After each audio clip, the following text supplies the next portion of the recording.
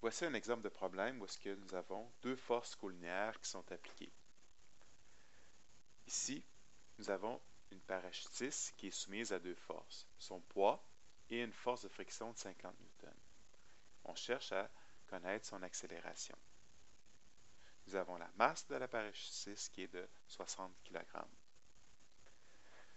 Donc, ici, je vais commencer avec un outil qui va vous permettre de résoudre plusieurs problèmes par la suite. Donc, ici, cet outil-là va vous paraître un peu inutile, va vous paraître trop lourd pour rien, mais plus tard, il va devenir fondamental. C'est pour ça qu'on va commencer à l'expérimenter, à l'utiliser dans un contexte où est-ce que le problème est simple. Donc, c'est la notion de système de référence. Donc, qu'est-ce que nous allons faire? C'est que dans la marge, je vais représenter ma parachutiste. Donc, ici, j'ai une force gravitationnelle vers le bas, j'ai une force de friction vers le haut. On s'entend que la parachutiste va descendre vers le bas. Donc, qu'est-ce qu'on va faire? Je vais tracer une droite sur laquelle je vais pouvoir représenter trois éléments. Mon système de référence, mes forces et ma force résultante. Donc, cette droite-là, c'est l'origine pour les trois éléments que je viens de présenter. Système de référence, les forces qui sont présentes et la force résultante. Donc ici, puisque la parachutiste va vers le bas, on va avoir un système de référence que nous allons placer positivement vers le bas. Ensuite, si on regarde pour ce qui est des forces qui sont présentes, nous avons deux forces qui sont présentes. La force gravitationnelle, je vais la faire en bleu. Donc la force gravitationnelle et la force de friction. Ensuite, qu'est-ce que nous avons? Nous avons une résultante.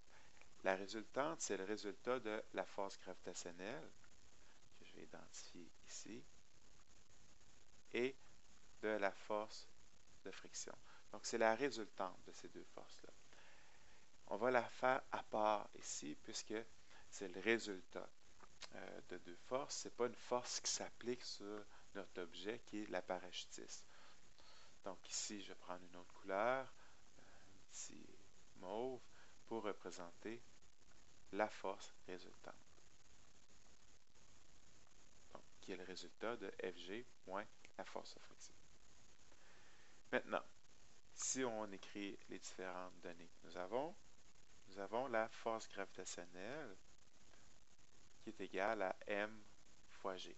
Donc ici, la force gravitationnelle, nous avons une masse de 60 fois l'accélération gravitationnelle. Donc ici, je vais prendre 10.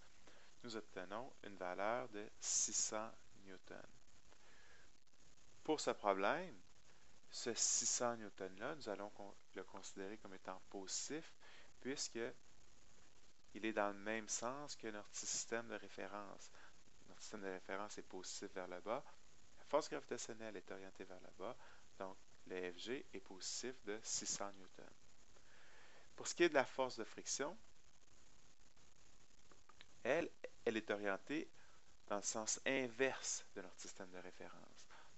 Donc, oui, nous avons 50 newtons, mais il faut comprendre que c'est moins 50 newtons que nous avons, puisque c'est dans le sens opposé à notre système de référence. Maintenant, si on procède au calcul, donc la première chose que nous allons déterminer, c'est la force résultante. Donc la force résultante, on va prendre les forces qui sont présentes. Nous avons un 600 et un moins 50.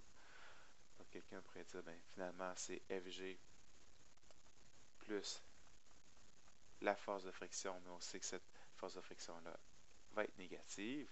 Donc, j'obtiens une force de résultante qui est de 600 plus 50, mais ce 50-là est négatif. Donc, plus moins 50. Donc, ça nous donne une force résultante de 550 newtons. Maintenant que nous avons la force résultante, nous pouvons appliquer le F est égal à MA.